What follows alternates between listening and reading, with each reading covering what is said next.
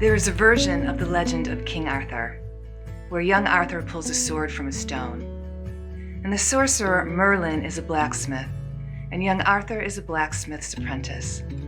And when I think about the magic of poetry, of teaching students to read, write, and perform poems, it is in this aspect, a master craftsman using tools that require practice and strength, aided by fire or passion, helping students learn to pull something as brilliant and fine as a poem from the dark matter of speech before it gets spoken into word. The reason I joined the Chicago Poetry Center is that I believe our teaching poets and our proven curriculum gives students the ability to see the world through the eyes of poetry, to explain their world through their own poems, and show and share their unique work with others.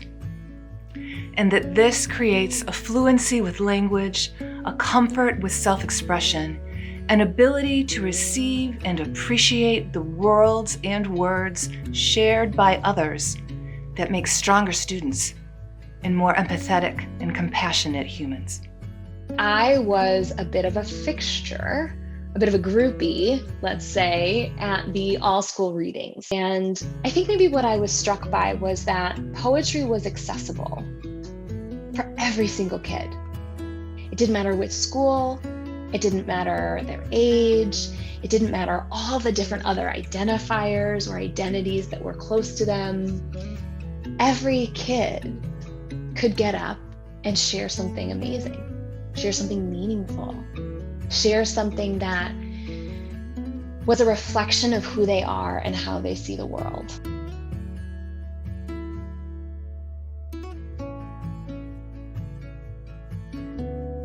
I support the Chicago Poetry Center because they do amazing things with the students here in Chicago Public Schools.